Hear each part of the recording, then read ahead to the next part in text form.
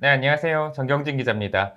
네, 오늘은 파두라는 기업을 가지고 왔습니다. 파두, 이제 시가총액이 1조를 넘어서는 대여가 IPO 시장에 등장했다. 그래가지고 기사가 조금 많이 나왔는데요. 근데 또 기사들을 찾아보면 생각보다 내용들이 많지는 않아요. 그 이유는 좀 어려운 사업 영역을 가지고 있는 부분이 좀 있는데요.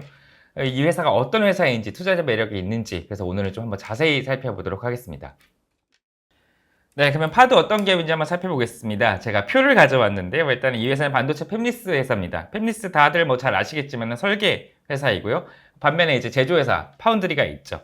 이 회사가 특화되어 있는 거는 SSD 컨트롤러라는 건데 이거는 이제 우리가 얘기하는 메모리 저장 장치인 SSD에 제어를 하는 역할입니다. 즉 낸드 반도체가 여기 SSD에 이제 들어가잖아요. 그러면 이제 낸드 기술도 굉장히 필요하지만 굉장히 많은 이제 데이터들을 저장하고 그걸 가동하는 어떤 그 자체의 영향도 중요하지만 이런 것들을 좀 더 성능을 고도화하는 즉 낸드가 지금 현재 기술상에서 부딪히는 어떤 한계를 극복할 수 있게끔 다양한 성능을 좀 더 이렇게 뭐랄까요 부가시켜주는 그런 이제 컨트롤러를 만든다, 그 컨트롤러를 설계한다 그런 회사다 이렇게 좀 이해를 단순하게 좀 간단하게 좀 해볼 수 있을 것 같습니다. 이 전방 산업은 이제 여기가 좀 중요한데요. 이제 데이터 센터 여러분들 가장 요즘에 핫하다고 하는 데이터 센터 쪽 SSD 컨트롤러를 설계하고 있는 기업이다라고 볼 수 있을 거고요. 수요 예측은 이제 24일에서 25일 진행이 됩니다. 희망 밴드는 한 주당 26,000원에서 31,000원으로 지금 제시한 상태인데요. 31,000원을 기준으로는 한 1조 5천억 정도의 몸값으로 코스닥에 상장을 하게 됩니다. 자, 그렇다면은 뭐 팹리스는 이제 뭐 우리가 이렇게 단순하게 생각해 보면은 이건 글로벌 기업들이 하는 영역 아니야. 또 SSD 컨트롤러 같은 경우도 이 회사가 나는 처음 들어보는 회사인데 얼마나 뭐 대단한 경쟁력을 가지고 있겠어. 뭐 이렇게 생각을 해볼 수도 있잖아요. 이 회사는 단순히 그러면은 팹리스 하겠다고 하고서 그냥 연구 개발에만 몰두하고 있는 기업이 아니야. 또 아닌가? 또 이런 생각도 해보실 수도 있고요.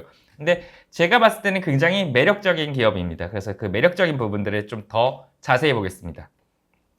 일단은 이 회사는 이미 제품 개발을 완료하고 매출이 일어나고 있습니다. 네, 대부분의 좀 이제 수출 을 위주로 일어나고 있는데요.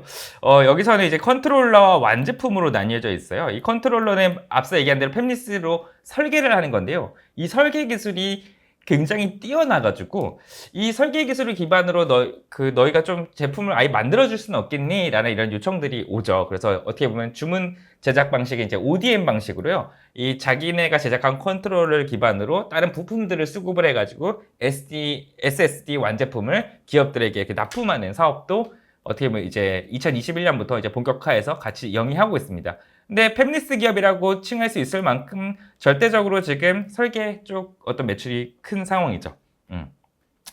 그러면 이제 파두는 2015년에 설립이 됐는데요. 이 15년에 설립된 회사 치고는 굉장히 빠르게 좀 성장을 하고 있습니다.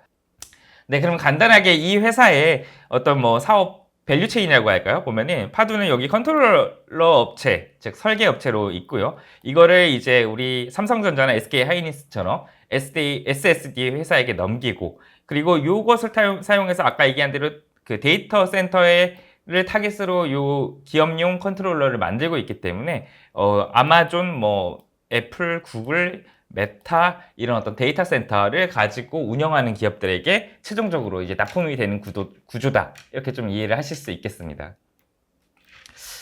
네, 그러면 이제 투자 매력을 좀 더 자세히 살펴보겠는데요. 저는 투자 매력을 총 세 가지로 꼽았습니다. 그 중에 하나는 이 가파르게 가장 각광받고 가장 가파르게 성장하고 있는 데이터 센터용 그 SSD 컨트롤러를 설계하는 기술력 있는 회사다. 이 부분을 일단 집중을 하는데요. 일단 데이터 센터형 매출이 확실히 좀 큽니다. 작년 기준으로 이제 78% 전체 매출에서 한 78%, 80% 정도가 데이터 센터형 매출이 나오고 있고요. 여기서 이제 올해 1분기에는 좀 줄어들긴 했지만은 이게 매출 인식 정도에 따라서 좀 다른 거기 때문에 결과적으로 연간 기준으로는 여전히 데이터 센터형 쪽으로 좀 어떻게 보면 정조준을 해서 사업을 영위하고 있는 곳이다. 라고 볼 수 있습니다. 데이터 센터 같은 경우는 최근에 어떻게 보면 이게 기업용 SSD라고 얘기를 하는데요. 연평균 시장 그 성장률이 38%에 될 정도로 굉장히 가파르게 성장하고 있는 영역이고요. 그 이유는 사실은 우리가 이제 각자 그 기업들이 자체 서버를 가지고서 뭔가 사업을 영위하지 않잖아요. 그리고 대부분 이제 온라인 사업을 영위하고요. 그러면 막대한 데이터와 그 데이터의 처리 기술이 굉장히 필요한데 그거를 전문적으로 하는 기업들이 이제 격광을 받고 있는 거예요. 대표적으로 이제 데이터 센터에서 최고의 글로벌 경쟁력을 가지고 있는 것은 아마존, 뭐 마이크로소프트, 구글 이런 데죠. 이제 이런 회사들이 데이터 센터에 대한 투자를 굉장히 늘려가면서 이 기업용 SSD 시장이 갑자기 급격하게 성장을 합니다. 실제로 보면은 요 소비자용 이제 일반 개인 PC에 들어가는 어떤 전자기기에 들어가는 SSD 시장 규모가 더 컸었는데 2025년부터 해가지고 좀 역전이 되는 상황이죠. 연평균 성장률이 이렇게 좀 더 빠르게 성장을 하면서 이렇게 각광받고 있는 영역이다. 이렇게 확인할 수 있습니다. 네. 그래서 투자 매력 첫 번째는 빠르게 성장하는 데이터 센터용 SSD 컨트롤러를 제조하고 있는 회사다라는 거고요. 그렇다면 시장만 커지면 이 회사는 이 회사가 특별한 거 있냐? 시장이 커지는 거지 이 회사의 매출까지 그러면 커지는 거냐 이렇게 볼 수가 있잖아요.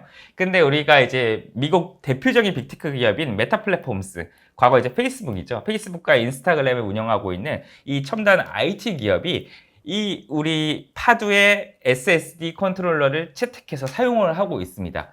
요게 이제 굉장히 어떻게 보면 빅테크에게 직접 인정받았다는 기술력이라는 부분에서 좀 우리가 눈여겨봐야 되는데요. 그 이유는 이게 하나의 레퓨테이션이 되기 때문이에요.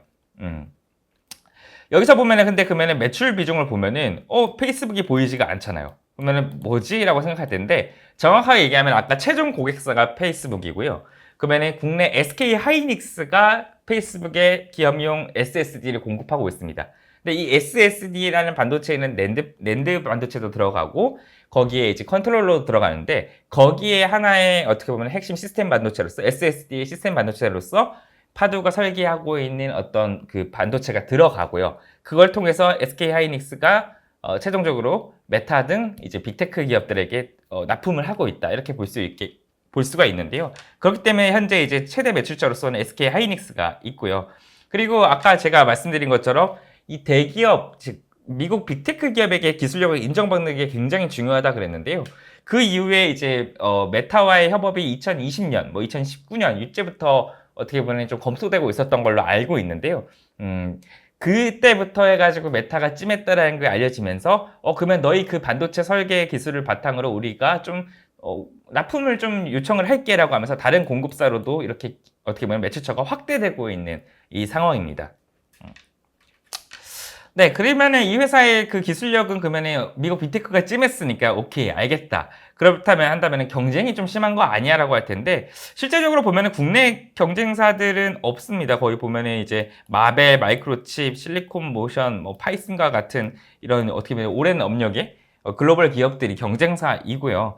그리고 이제 삼성전자라든지 SK 하이닉스 등도 실제적으로는 SSD 컨트롤러를 만들긴 하는데 보통은 이제 자기네들이 수급 목적으로 하고 있고요. 그게 조금 어떻게 보면 데이터 센터용 어떻게 보면 SSD가 굉장히 많이 쓰이고 있다고 하잖아요. 부족분에 대해서는 이 우리 파도와 같은 독립 컨트롤 업체에게 일부분을 좀 어떻게 보면 수주해서 제품을 공급하고 있기 때문에 경쟁사이지만은 직접적인 경쟁사는 이 독립 컨트롤러 업체다라고 볼 수 있고 이 낸드 메모리 업체는 사실상은 파두에게 있어서는 고객사이기도 하다 이렇게 좀 볼 수가 있습니다. 그래서 결과적으로는 국내에서는 좀 독보적인 기술 경쟁력을 좀 뽐내고 있는 기업이다 얘기할 수 있을 것 같고요. 글로벌 기업들과 경쟁을 하고 있지만은 이 부분 이제 뒷단에서 얘기하겠지만은 파두의 기술 경쟁력이라고 한다면은 이 다른 회사들과 결코 뒤처지지 않은 현재 어떤 위치까지 올라온 상황입니다. 그래서 바로 좀 기술력을 얘기를 하면요. 일단은 제 기사를 좀 가져왔는데 이 증거신고서 내용을 바탕으로 좀 제가 이제 만들었습니다. 취재 과정에서도 조금 청취를 하고요. 취재원들한테. 일단은 실제 파도의 제품 같은 경우는 이제 마벨, 마이크로칩 같이 이런 어떤 경쟁사들의 지금 입지를 흔들고 있다라는 게 현 시점에서의 업계 평가인데요.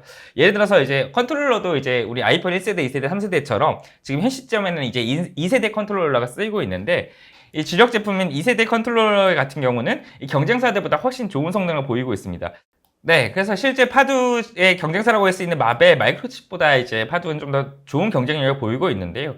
일단은 데이터 송수신과 관련해서 연속 읽기 능력 같은 경우는 3GB, 3.5GB로 이제 앞서 있고요. 연속 쓰기 기술 같은 경우는 한 2배 정도 빠른 기술력을 좀 보이고 있습니다.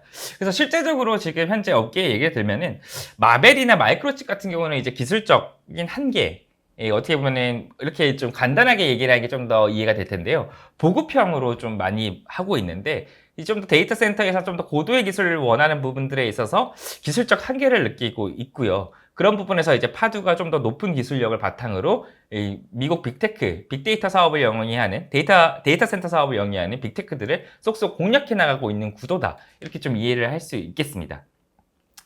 자, 그렇다면 이제 투자 매력 첫 번째, 전방 산업이 너무 좋다. 두 번째, 전방 산업에 여러 경쟁사가 있는데 그 경쟁사 안에서 가장 높은 기술력을 지금 현재 구가하고 있는 곳이다. 라고 했습니다. 그렇다면 당연히 이어지는 거는 매출 급성장이겠죠. 그래서 두 번째 매력으로 세 번째로는 매출 급성장인데요. 실제로 지금 파도의 실적을 보면요. 2020년만 해도 8억 벌다가 2021년에 51억. 이때가 눈여겨보셔야 될 게 페이스북이 메타 플랫폼스가 딱 찍자마자 51억이 나왔죠. 그리고 메타 플랫폼스가 더 사용해봐야겠다 했을 때 564억으로 10배 성장을 해버렸죠. 여기서 보면은 그래서 올해 또 보면은 올해는 1000억 꼬지를 넘을 것으로 생각을 하거든요. 올해는 또 이제 어떻게 보면 3배 정도 성장을 하고요. 2024년에는 3,715억 정도를 예상하고 있습니다. 그리고 여기서 제가 안 가져왔는데 그 기업 측이 제시하는 2025년 어떤 그 매출 추정치를 보면은 한 6천억에서 7천억 정도의 매출을 지금 예상을 하고 있어요. 근데 이게 왜 가능할까? 이게 왜 가능할까 하면요. 이 증권신고서의 내용이 지금 흩어져 있는데, 증권신고서에서의 내용을 보면은, 이 아까 메타 플랫폼스가 여기를 택하면서 굉장히 많은 곽강을 받고 있다고 했잖아요.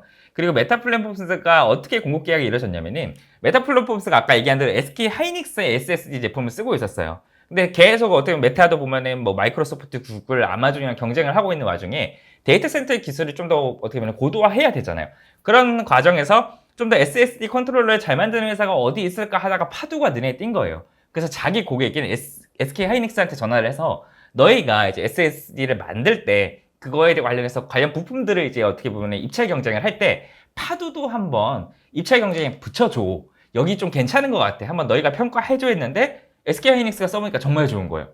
그래가지고 그래서 채택이 됐고 2021년도에 그래가지고 이제 메타 쪽 데이터 센터에 들어가고 있거든요. 그러면 이 업계 소문이 좀 이제 파다해지게 됩니다. 파다해지게 되면서 지금 현재 다른 데이터 센터에서도 다른 데이터 센터 기업, 미국 빅테크 기업에서도 지금 파도 제품에 대해서 고려를 하고 있고요. 이런 것들이 이제 어떻게 보면은 예를 들어서 메타만 놓고 보면은 여러 데이터 센터를 운영하고 있잖아요.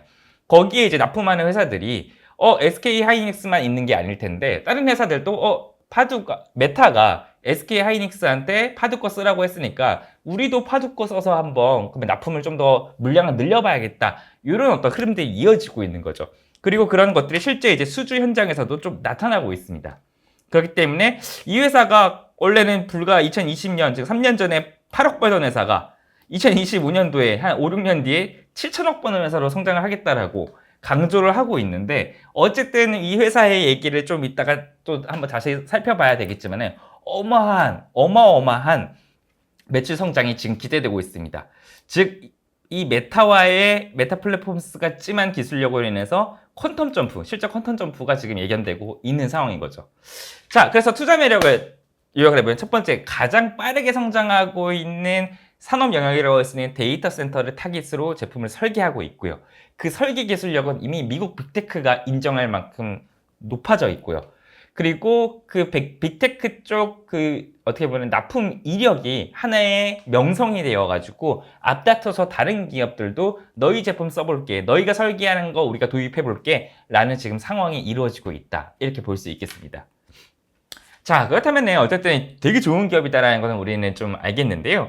그렇다면 어쨌든 그런데 우리는 입장에서는 이 기업에게 우리가 뭐 취업을 하는 게 아니라 우리는 주식 투자자이기 때문에 그 현재 공모가가 우리가 그러면 투자하기에 되게 매력적인 어떤 가격이냐 이런 것들을 좀 살펴봐야 되잖아요. 일단 제가 판단했을 때는 개인적으로는 조금 어렵긴 했었어요. 제가 IPO 취재 기자로 굉장히 오래 일을 해왔지만 이 5년 사이에 매출이 8억 벌던 회사가 7천억 될 거라는 구도가 만들어지는 걸 본 적은 한 번도 없었거든요. 그래가지고 공모 매력을 좀 어떻게 보면 공모가 자체의 매력을 판단하기 좀 어려웠는데 이 회사가 보니까 일정 부분 대부분의 어떤 미래 매출 추정 이익을 지금 현재 납품 계약을 체결했거나 협의 중인 기업들의 매출 향 부분을 좀 가져와서 만들었거든요.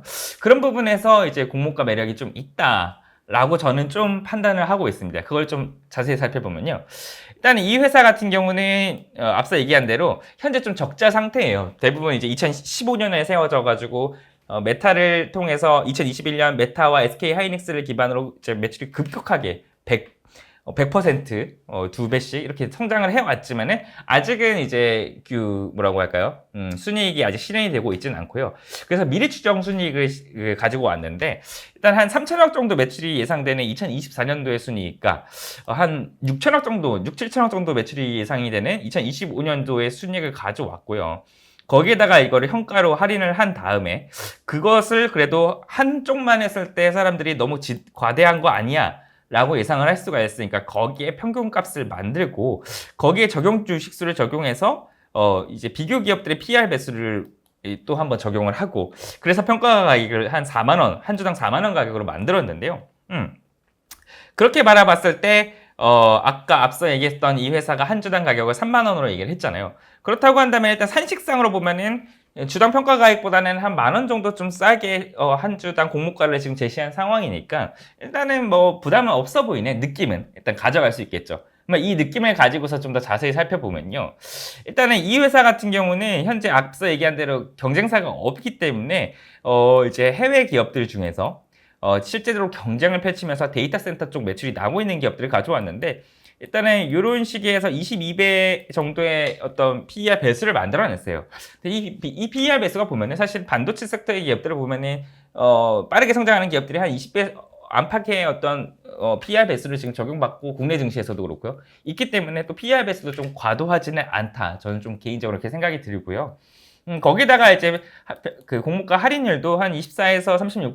그러니까 일반적으로 우리가 IPO 공모 할인율 정도 수준으로 이제 어떻게 보면 할인율을 적용했기 때문에 이 26,000원에서 31,000원의 가격은 일단 우리가 이제 계산적으로 봤을 때는 부담스럽지는 않아 보인다. 라고 결론을 내릴 수 있겠죠. 하지만 관건은 앞서 얘기한 대로 미래순이익을 가지고 와서 몸값을 만들어 놨잖아요. 그러면 이 미래순이익이 정말 달성 가능하냐?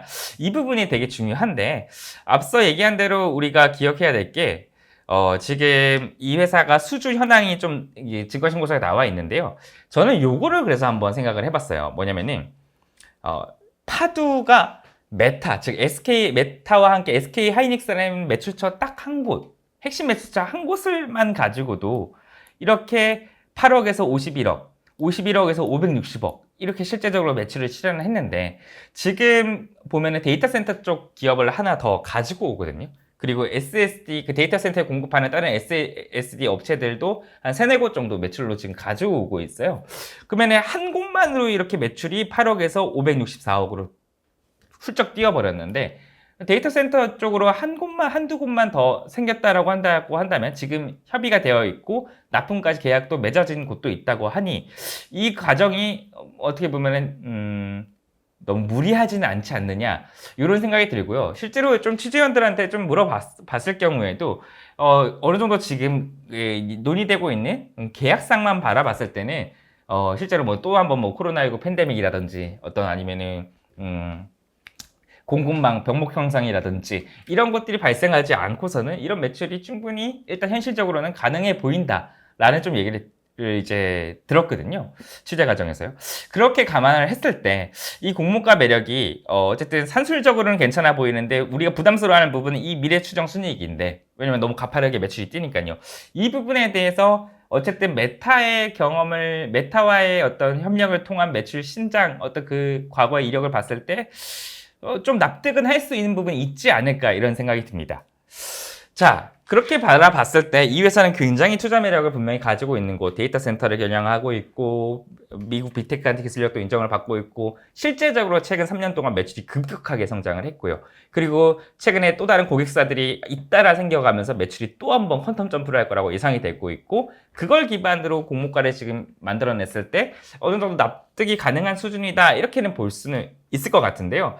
근데 제가 앞서라는 말을 계속 많이 하는데 제가 IPO 취재를 쭉 해오면서 이렇게 급격하게 드라마틱하게 매출이 성장할 거라고 예상되는 기업이 많지는 않았었기 때문에 이거에 대해서는 좀 더 어떻게 보면은 좀 부담이 되는 부분이기도 해요. 그래서 저는 좀 더 공격적인 투자 성향을 가지고 있고 이 회사에 대해서 이런 어떤 미래 성장성에 대해서 베팅을 해볼 수 있다라는 판단을 쓰신다면은 자신 있게 해보시겠지만은 적자 기업에 투자하시는 거 별로 안 좋아하시는 분들이 있잖아요. 그런 분들 같은 경우는 오히려 상장 이후에 이 회사가 어떻게 주가가 실제로 흘러가고 한 분기가 지나가면서 어떻게 매출이 일어나는지 그거를 좀 확인해 보고서 투자를 해보는 것도 하나의 방법이겠다. 좀 이런 생각을 합니다. 자, 그리고 마지막으로 제가 좀 언급하고 싶은 거는 이제 IPO 과정에서 우리가 부담이 되는 거는 1조 5천억 정도로 이제 상장을 하는데 상장 직후에 유통 가능한 주식수가 전체 한 40%가 됩니다. 좀 물량이 절반 좀 안 되지만 좀 과도하다라고 볼 수 있는 부분인데요. 이 부분들 같은 경우는 어떻게 보면 우리가 공모가보다 좀 더 낮은 가격으로 주식 호가가 이루어지면서 혹은 공모가보다 조금 높아도 바로 매도세가 연결하면서 주가 상승세가 좀 제한될 가능성이 있잖아요. 그런 부분을 좀 염두에 두셔야 될 것 같아요. 즉 무슨 말씀이냐면은 우리가 소형주들 그리고 오버행 규모가 적었던 기업들에 투자를 했을 때 우리가 뭐 120%, 200%씩 시초가 수익률을 기대하는데 그 정도까지 가기에는 수급 여건상으로는 좀 어렵다. 그래서 다시 말해서는 어느 정도 수익은 볼 수 있을 거라는 기대는 되지만 약간 장기적으로 중장기적으로 이 회사의 매력을 좀 염두에 두시고 지금 공모가 수준에서 들어가는 거는 좀 나으실 수 있겠으나 우리가 일반적으로 지금 최근에 공모주 트렌드상에서의 어떤 200% 수익률을 기대하면서 뭐 들어가기에는 조금 부담스러운 부분이 있다. 이렇게 좀 요약을 할 수 있을 것 같습니다. 네, 그래서 오늘 좀 어려운 영역이긴 하지만 최대한 쉽게 푸는 것도 사실 어렵긴 했는데요. 어쨌든 풀어서 이 회사가 어떤 회사인지 그리고 어떤 매력을 가지고 있는지 공모가는 매력적인지 그리고 투자를 하는 데 있어서 좀 어떻게 보면 조심해야 될 부분은 없는지 이런 것들을 좀 종합적으로 살펴봤는데요. 이 IPO의 모든 것에서 일단 다뤘던 이 시스템 반도체 기업이고요. 이 내용을 기반으로 여러분들께서 한번 꼼꼼히 좀 더 살펴보셔가지고 청약을 하실지 마실지 한번 고민해 보셨으면 좋을 것 같습니다. 네, 오늘 방송 여기서 마치겠습니다. 감사합니다.